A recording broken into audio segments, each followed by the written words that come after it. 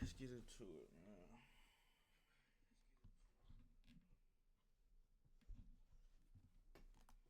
Is the new 2025 Ferrari SF90XX, and it's insane. The starting price is $900,000. It has... Hey, no cap. The silver on this joint, the silver on here is nice. The silver, but either black. My favorite colors is black and yellow. So making this all black would be nasty. Batmobile. Come through Batmobile activity. Over 1,000 horsepower, and production is incredibly limited. This is one of the ultimate modern Ferrari models, and it's designed for the racetrack. And today I'm going to review the SF90XX and show you all of its quirks and features. Cool cars like it. The owner of the casino is a huge car enthusiast. He's always been tremendously generous with me, letting me borrow the cars, and you can check him out, the Park West Bicycle Casino here in Los Angeles. A huge thank you to the owner and the casino for allowing me to borrow this car and countless others. So let's talk SF90XX. The regular SF90, they call it the SF90 Stradale. That's sort of a recent Ferrari supercar that fits into the lineup kind of above the more pedestrian supercars, the 296 and the F8, but below the iconic F88. Oh my goo-goo, the F88 pedestrian supercars, the 296 and the F8. That FF8, oh my goo-goo. Hey, this right here is my second favorite out of the Ferraris. This definitely my second favorite.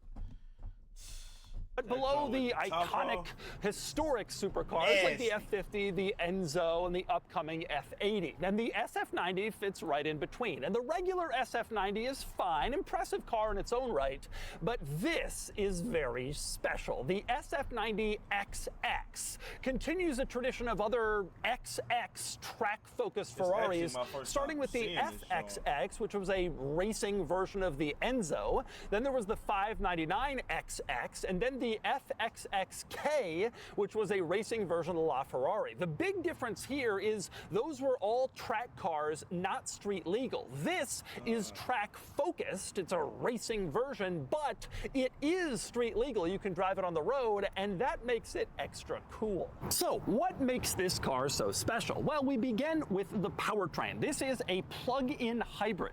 It has a twin-turbo V8 mated to an electric system for a hybrid powertrain, and the result is more than 1,000 horsepower. Look at just look how the engine built on this. Hey, listen, you're looking, hey, this right here, just this by itself is at least, it's a $900,000 car. So this right here is at least 400,000. Then you got the carbon fiber. You got the carbon fiber on the I think that's like the turbo. That's like the turbo right here, I think, if I'm not mistaken. Which is obviously pretty insane. It's up around 30 horsepower over the standard SF90, which also has the same plug-in hybrid V8. This has more power. And the result is 0 to 60 in around 2 seconds, which is obviously an incredible performance measure. Another impressive thing about this car is the rarity. While the regular SF90 was not a limited production car, they just made a bunch of them, the SF90XX is. Ferrari says only about 800 coupe models and about 600 units of the convertible Spider, like this one. Very limited production. But beyond all that, the design of the SF90XX is more limited production. But beyond all that, the design of the SF90XX Need for Speed. I used to always get that Spider on Need for Speed for sure. 90XX is more special than the standard SF90 basically everywhere you look in order to maximize downforce, aerodynamics, and therefore racetrack lap times. And so we begin up front, where you can see the front splitter kind of juts out more than what you would get in the standard SF90, obviously for improved aerodynamic performance. You also have kind of a redesign of this panel under the headlights, gives it more of a vertical look as opposed to horizontal on the regular car. I'm not sure there's a performance benefit there, but it just looks cool. And there's more up front. Another noticeable change is on the wheel arch over the front wheels, you have these 3 vents, also to help maximize aerodynamics. We've seen similar things on the 911 GT3 RS and the new Ford Mustang GTD, both track focused. He just talked, hey, my favorite car, one of my top 3 favorite cars is that GT3 RS. Things on the 911 GT3 RS and the new Ford Mustang GTD, both track-focused cars themselves, and so no surprise you see it here. However, probably the most pronounced change to the SF90XX up front is the front nostril situation. You can see these 2 big openings in the front compartment here, again intended to maximize aero, and I'll get a little bit more into that later when I show you what's how we move further down the car where there are more changes. On the side, you can see the rocker panels here finished in carbon fiber and flared out far. And the bad thing about these side skits right here is when you go over, like when you go in one of them low areas, like where it's like you can't drive this on no rocks. When you hit a speed bump, you really gotta hit it at an angle. You cannot go straight over a speed bump when you got side skirts like this. 'Cause look how low that is to the ground. It's almost like Corvette level low. Like, and you know, if you sit in the Corvette, that thing damn near touching the ground. Far more than you'd get on the standard SF90 for a more aggressive appearance. Probably generates a little extra downforce too. And then we move on to the back where there's a lot more to cover. Just like up front on the wheel arches, in back, rear wheel arches also have 3 distinctive vents which improve aero and help give this car a more distinctive, more aggressive look compared to the standard SF90. The main items you'll notice in back though are really obvious. Number 1, the massive rear diffuser and rear grille situation. Absolutely huge, aggressive, muscular. It almost get that McLaren. It almost give a McLaren type rear, like the rear of it. It almost kind of like a McLaren. Really give this car a crazy look, especially compared to the standard SF90. You still have a central exit exhaust just like in the regular car, but here it is surrounded by this mesh grille kind of the whole way around, allowing heat to come off the powertrain. That's carbon fiber. See that carbon fiber, that little piece right there, that little piece of carbon fiber right there is probably at least 5 to 10 racks.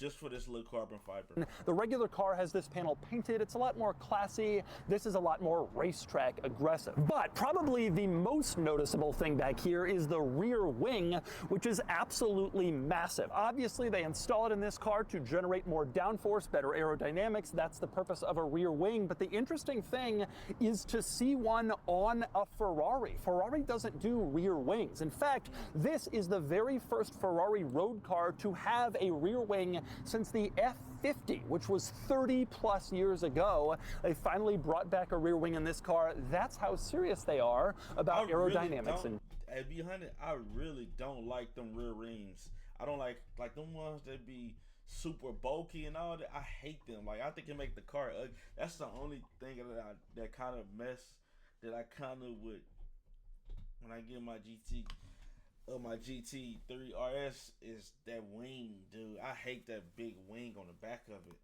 Downforce. In fact, Ferrari is so serious about aero for this car, they say that the SF90XX would be considerably lighter than a standard SF90, saving weight for racetrack performance, but all of the added aero components actually increase the weight back up, so this car is only around 20 pounds lighter compared to a standard SF90. Took all that stuff off, you'd lose more weight, but you'd also lose all the downforce generated by these aero improvements, which help the track times. Now, back here, it's also worth pointing out, of course, you have the engine, mid-engine car. Huge props here to Ferrari for both allowing the engine to still be seen behind the glass panel when it's closed and allowing access to the engine, which so many car companies are now kind of removing from.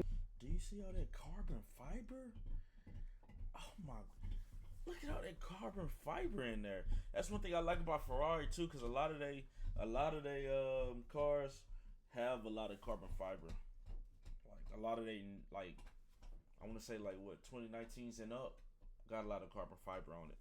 And you know the carbon fiber is definitely going to put an extra tax on it. Customer hands. Obviously, you don't really want to go messing around in there, but it's cool to be able to see it, to touch it.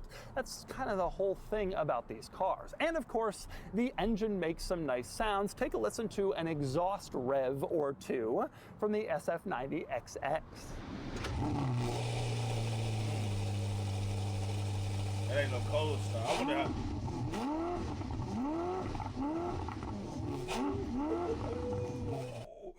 Hey, just imagine the cold start on this.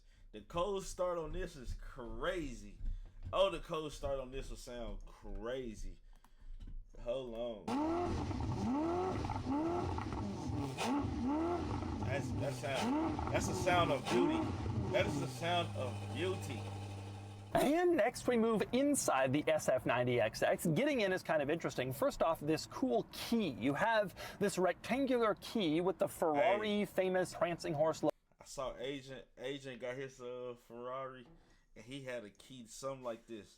He had a key like this, but on the back of it, it had like a basketball print, like a basketball type leather on the back of it. Logo on one side, the other side just sort of a simple lock-unlock situation, and a little emblem reading SF90XX Spider, not just regular, denoting how special this car is. I also think it's pretty cool how Ferrari now manages to hide its door handles. You look at this car from the dead-on side, you do not see a door handle. That's because it's integrated into this kind of fold, this line on the upper part of the door where you don't necessarily see it until you get close to the car, which is a pretty good job of hiding that piece. But open the door, and the first thing you notice in here is how unbelievably, well, not luxurious. Look how all that carbon fiber, like, that's an extra tax. That is an extra tax. Hey man, I promise you, it looked. Then it got suede. That's look like it's suede up here. It looks suede, so you definitely can't have nothing to drink in the car. Don't get nothing to drink. You know, it got to be some with a closed top where you can twist the top off and twist it back on. This interior is. The standard SF90 is full of leather and stitching. It's a high-quality luxury experience in addition to a performance car. This isn't. All that stuff is gone in favor of kind of a stripped-out, focused interior like you would expect from a track car. And that means carbon fiber Alcantara everywhere and not a lot of like soft, plush surfaces as you look around. Nowhere is that more clear than the seats, which are these rather thin carbon fiber bucket seats. You definitely can't be a big body. You cannot be a big back trying to get in this. You definitely can't be a big back. Hey, this right here, I like the, like I said, they're like suede seats, carbon fiber on the edge, on the trims of the seat. That's another, these seats right here, at least 15 racks. I guarantee these seats alone just probably 15 racks.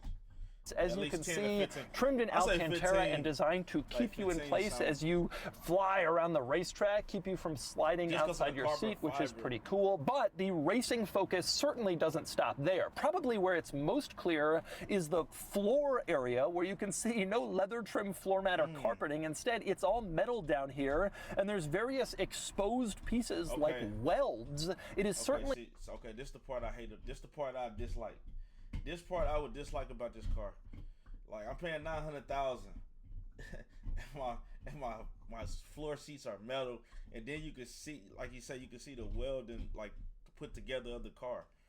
Like, come on, man, I'm paying $900,000 for not intended to be beautiful. That's not the goal of this car. They take out the stuff that's unnecessary for maximum track performance. And that's also true on the inside of the door, where you can see you have this carbon fiber piece that includes these 3 open panels. I think that's pretty cool. I assume that is a nod to the 3 vents on the outside of the car on the wheel arches. Sort of brings that design element inside. It looks pretty cool. But the other thing worth noting about the door panel, again, no leather, no stitching, no armrest. You just have carbon fiber and kind of the basics in here, which is pretty neat. But let's move on to the other cool quirks and features inside the SF90XX, starting with the convertible. This is an SF90XX Spider. Might as well show the top. So the button for the top, the switch, you can see right here in the center, has this image of kind of a generic car with a convertible top going down.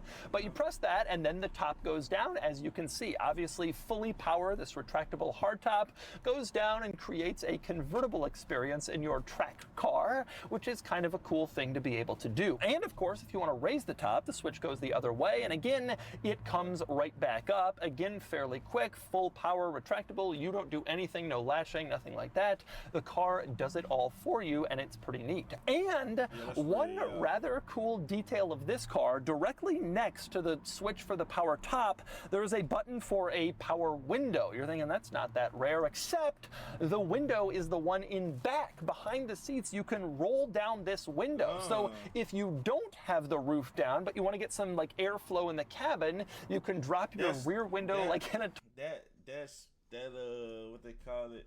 That aspect I really ain't too fond of. Really don't care too much about that. You can let this back window down. That's really not nothing I really Toyota 4Runner. It's a pretty cool idea. And of course, directly in front of those switches, you have your regular power windows, so you can drop your side windows and your back window and get some air through, even if you don't want to open the roof. Now, it almost got the Bugatti pad, like it's like if you've seen the inside of a Bugatti, that's almost kind of how they gear pad is and all that stuff. And your back window and get some air through, even if you don't want to open the roof. Now, directly next to your window and top switches, you can see a few other switches here arranged in a curious pattern. The look of this is intended to be a throwback to the old school gated manual transmission Ferraris from back in the day, and basically all of these switches control transmission operation. The one on the left, you push it, it'll put the car in reverse. The ones in the middle are auto, A at the top, and manual, M at the bottom for auto, shifting, or manual. And then the upper right is PS for power start, which is essentially Ferrari's launch control. I think it's cool how when you switch into any of these things, there's like this little light pipe that kind of shoots toward what you've done to confirm your choice. And I also think it's cool that Ferrari has a heritage play to their gated manual, even though this is obviously a modern automatic. Now, beyond that, in this center console, you can see, well, a cup holder up here. Surrounded by carbon fiber in your track car, you might not expect to see a cup holder, but you do have one. And there's some storage in here, which is nice because this car does not include a glove box or a trunk. More on that in a second. You have a couple of storage compartments at the very front. Wait, it don't got no trunk in the front? Well, now this car is kind of like built for like a racetrack, so I figure why it probably won't have no trunk, because I think he did say this car is like predicated to really just racing on the track. Of this center console, smaller ones, I guess, for electronics. In the back, you have a larger compartment. You can see it here with USB and a power outlet. In the center, you have this rather small velvet compartment. That is for the key. So you climb inside. You don't have a place for the key because it doesn't have a hole to put it on a key ring. Well, now you do have a place for it. You can set it here and just look at it while you drive your Ferrari horse and your key. Also worth pointing out, one more storage compartment here between the seats. Again, not huge, but it's there, a little bit of extra storage in this car. And directly above that storage compartment, you can see the plaque reading limited edition 1 of 599, which is Ferrari's claimed production number for the SF90XX Spider. Speaking of plaques and emblems, you have another cool one on the dashboard itself. You can see it says SF90XX Spider. Not just regular, but Spider, just so people who have the coupe, they know that you're more special when they climb into your car to ride passenger. Now, also in this center area in the dashboard, some rather unusual items. For one, the climate controls, which are mounted on this little screen panel in the middle. Not that many climate controls. It's faced towards the driver, but the passenger does have access. But it's kind of interesting to see how simple and basic the climate controls are in this car. And honestly, it works really well. And as for the climate vents, they're... For this to be 900,000? I ain't gonna count. Just for it to be 900,000, I think the price is really OD. And the only reason why I'm thinking the price is really that high for the car is because of the carbon fiber. All the extra carbon fiber that this car comes with it.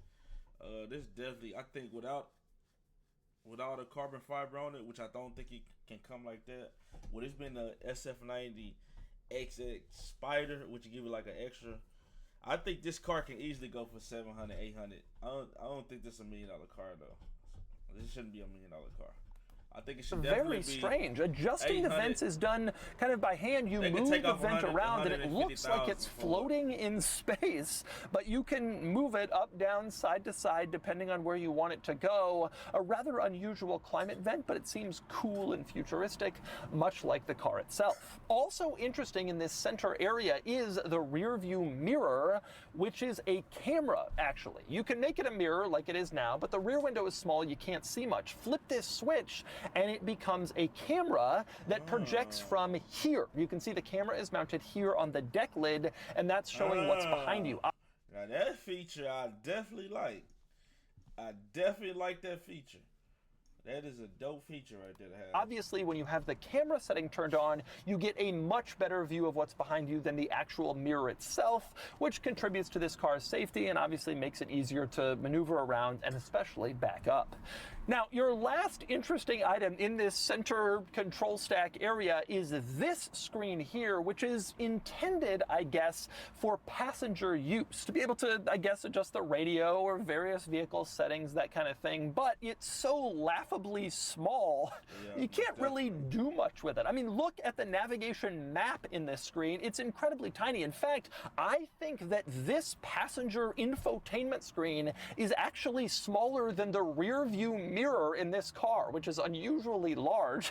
The passenger screen is just really not that big. Now, this is especially a surprise because the center stack is usually where you find a large infotainment display, but in this car, that display is primarily confined to the gauge cluster for the driver to use, because this is a driver-oriented car, and so it's all about the driver. And you can see this big gauge cluster screen has a lot of information on it. You have your radio displays where your Bluetooth phone information would be displayed. You have your tachometer here. You have your navigation map, vehicle information. It is all displayed here. Even the navigation system is bigger right here though, compared to it is on that other little navigation gadget, whatever you want to call it. the climate control temperature is displayed on the driver information gauge cluster screen, which you don't.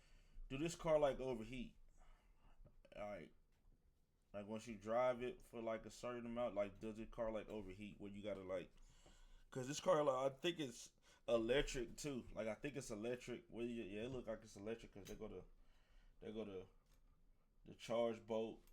And then it's running off gas right here too as well. So it is one thing about the SF90, it runs off both.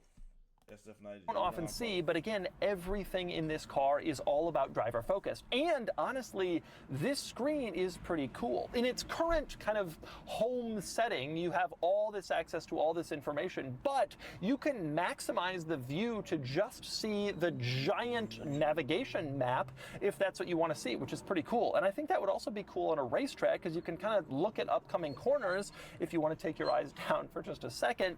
That's a neat idea. And this screen is configurable beyond just that. You can use the right half of the screen to show a wide range of information, including all sorts of car stuff and other settings, configurability. It's a really impressive screen setup, although it's intended almost entirely for the driver, the passenger kind of misses out. Now, the screens I have already showed you are all pretty cool, functional, kind of interesting and neat, but one complaint about this car, and it's pretty clear, is that it's gone maybe a little bit too screeny. As an example, to the left of the steering wheel, you have your controls for the power mirrors, the headlights, a couple other things, and it's all mounted on a screen. It's like this button screen. Instead of physical switches, it'd be a lot easier. You're kind of tapping this button screen, which it works, but it's maybe a little much. And then you get onto the steering wheel where the engine start-stop button is not a button at all, but rather it's a screen button. You press it to turn on the car. It just doesn't feel. Wow, that's different.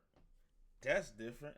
Never seen a car to start it. Is okay, it's still push to start, but it's not like an actual button you're pushing. Wow, that's different. aggressive enough, powerful enough for a big powertrain car like this, but that's the situation. Now, also in this button screen panel on the steering wheel, you can see a dial. This is used to adjust the suspension setting. You can change it from sort of a comfort mode to a wet mode to like a race mode. You can do that all with this dial. And you also have a button screen control for the drive mode here, and there are several options. Your kind of default is H, which stands for hybrid. That's sort of the normal driving experience of the car. I think hybrid is in electric mode, I think, if I'm not mistaken.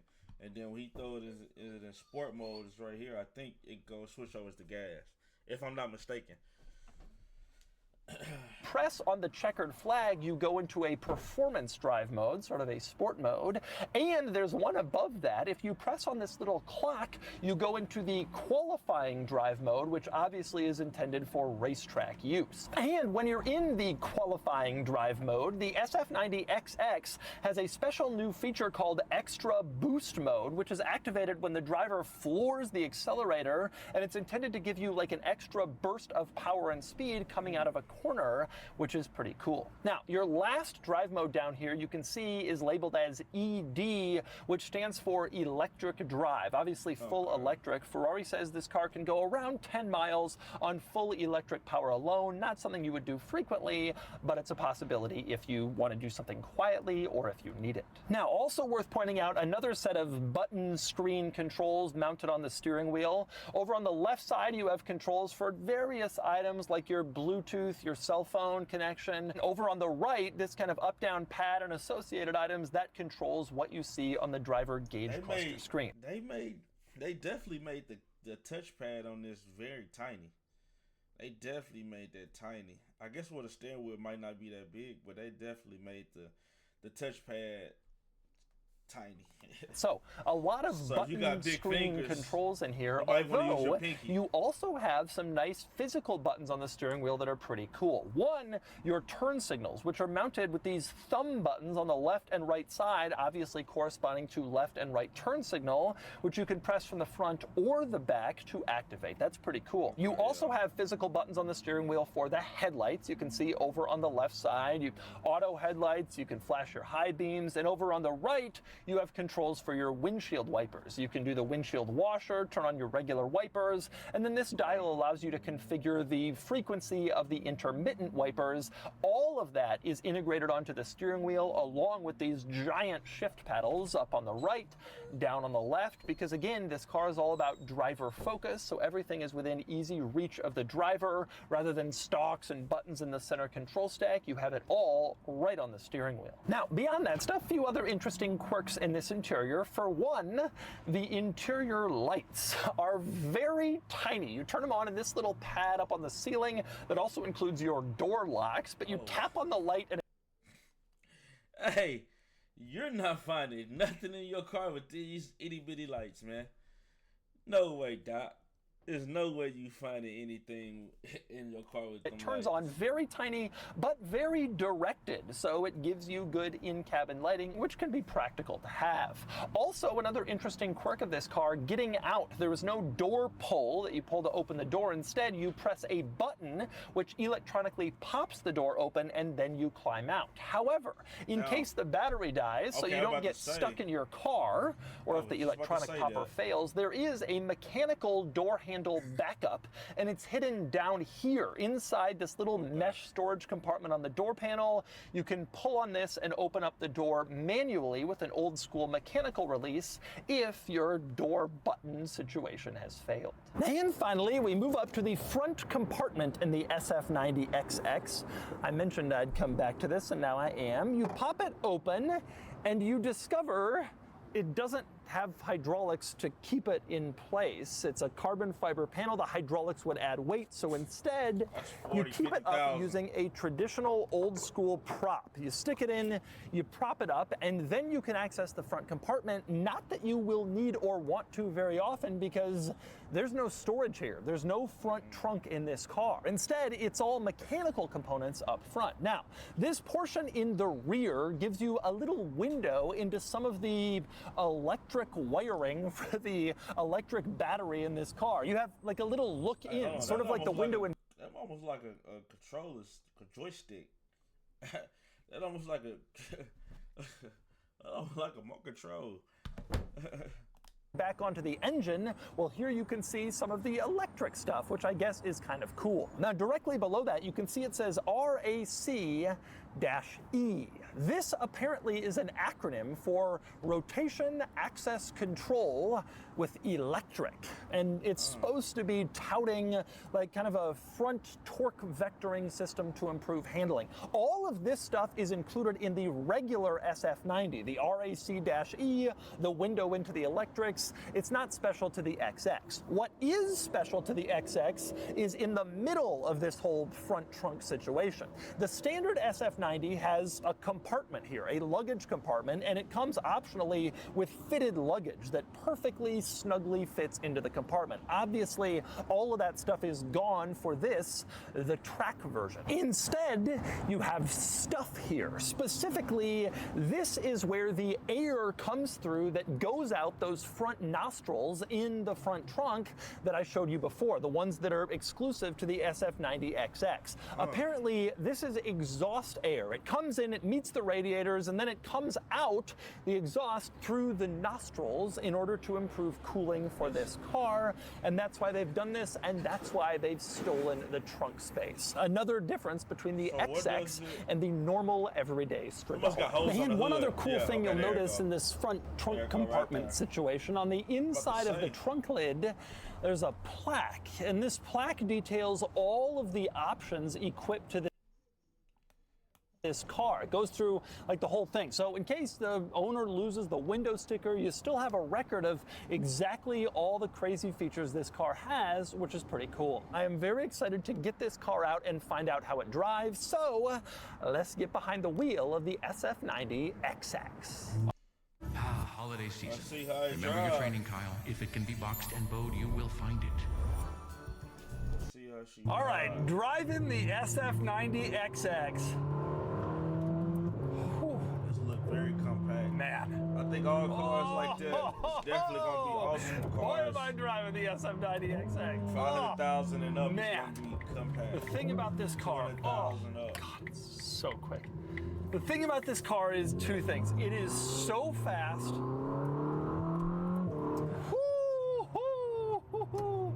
And it is just so incredibly quick to change directions. God, this is an unbelievable car. You know, it's interesting. I've complained a little about the SF90, the regular SF90, for you know, its depreciation has been strong, production numbers have been too high. But from a pure driving perspective, it really is a pretty impressive car, and this one takes it to a really amazing level. You know, this kind of reminds me of a car, another Ferrari I absolutely loved, the 488 Pista, which was also a very focused, very spry, like quick car. I'm gonna see if Doug did the F88. See if he 488. See if he drove. In terms of acceleration, but like very quick to change direction and kind of do exactly what you needed it to do at basically all times. This car is just like that. The steering here is just astonishingly quick. The acceleration, oh man, the acceleration is just crazy, crazy, crazy. Oh, freeway on ramp. Gotta do it. Oh man. Wow. God, this car. Unbelievable level of performance from this car. So much speed, just so much speed with like a quick tap of the throttle. You don't really actually need to really get on it in order to get this much speed going. Just really an unbelievable amount. Just so that the engine is just so potent. It's just so capable. It has so much available power. And the steering is so good. Also, though, as I'm sitting here driving highway speeds, the car just feels so stable. Now, you do hear a lot and you feel a lot. It is clearly like a track-oriented car where you're getting a lot of communication through the tires. This is not a quiet vehicle, I would say. But it is just, oh man, it's just so quick to change directions. And it's just such a fast, speedy, kind of exciting car in basically every possible way to explain that. It's amazing to me just how fast this car is as it kind of darts around. Just really an incredible situation in terms of acceleration and just all-out speed and performance. Man, so much power. Incredibly quick shifts, dual clutch, just fire. Just like you can just hear it and it sound beautiful. Just listen to just how beautiful it sounds. So much power. Incredibly quick shifts. Dual clutch just fires off shifts so fast. You do sense a significant difference from the standard SF90, which actually surprises me quite a bit, because I figured such a difference would really only be perceptible on the racetrack. That is actually not really the situation here. You can feel it. It's louder, it's rougher, it's more aggressive, it's more like rearing to go. It is a much more like raw experience in this car compared to the standard SF90. Kind of impressive. Well, actually. it better be. It better be, because you get in the Spider. You better be. It better be. If it feel anything like the regular SF90, then that's a flop. It's just really a total monster. It is so incredibly grippy. The handling is absolutely unbelievable. I'm nowhere near the limit, but it just feels on this, curly on-ramp, it just feels so incredibly planted. The steering is so quick. The acceleration is so quick. The sound is so quick. The car is so raw. The sound is just so aggressive and mean. This car is so damn cool. This is a very different experience from the standard SF90. It really does feel more raw, more exciting, more engaging. What an incredibly special machine. I love this car. I really do. I'm quite impressed by it. Very expensive, but very exciting. A really, really impressive machine from a pure perspective of like the way it feels, the way it sounds, and just how 1.3 precise it is. It is just incredible to me how precise it is, both in terms of acceleration and steering.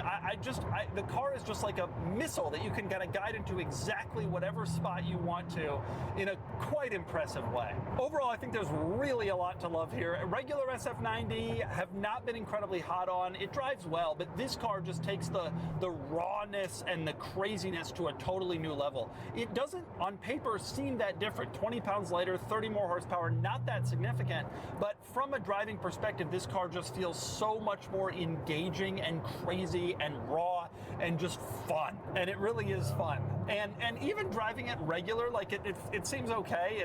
It's a little bit of a rough ride. It's a little bit loud. You can do it, but this car is all about pushing it and going hard, and it seems to do an amazing job of that. It does carry on the legacy of cars like the 599 GTO. I've never driven an XX, but I imagine pretty similar. Really an incredible experience in the SF90XX. And so that's the Ferrari SF90XX. This is truly a beast with massive power, insane performance. Just look at that. Hey, this joint was all black. If this joint was all black, tinted windows, black, hey, you think this a Batmobile. You know what I mean? And exceptional rarity. The regular SF90 hasn't been a huge hit, with big depreciation and pretty high production numbers, but this one is truly special. And now it's time to give the SF90XX a Doug score.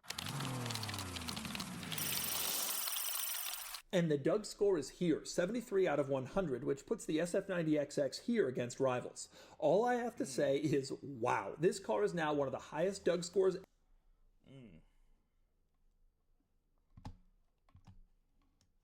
488 Spider. He rated the 488 Spider or what? He gave it a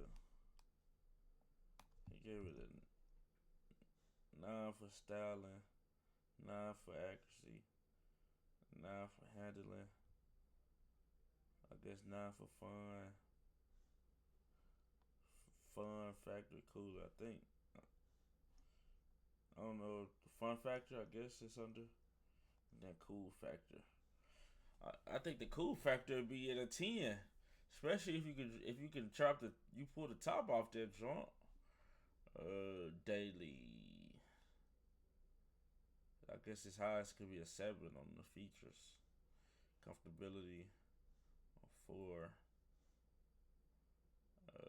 Quality, a 8. Practice, I don't know what that is. I guess he named it a 2. The value is 6.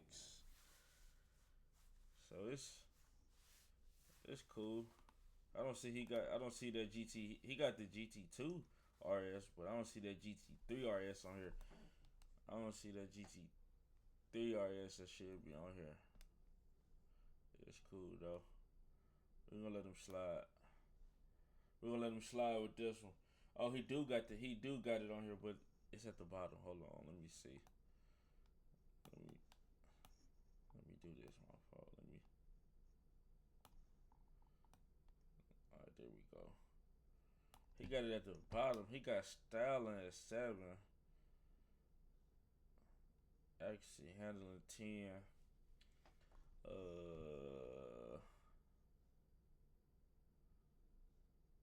Let's see. With this, I don't know what he's. Oh, weekend day. Okay, weekend and daily. Okay, so daily comfortability is at a 3, quality 8. It's chopped up here, so I don't know what this practice. I don't know what that means.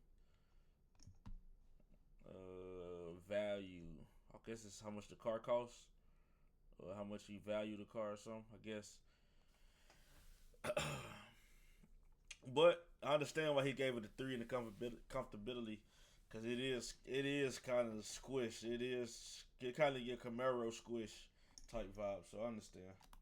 Ever. Only a couple of cars have a 74 and nothing scores higher, and it totally deserves it. The SF90XX is truly amazing to drive. Raw, visceral. Honestly, it feels like a totally different car from the more pedestrian SF90, and in a good way. This is one of my favorite modern Ferrari models.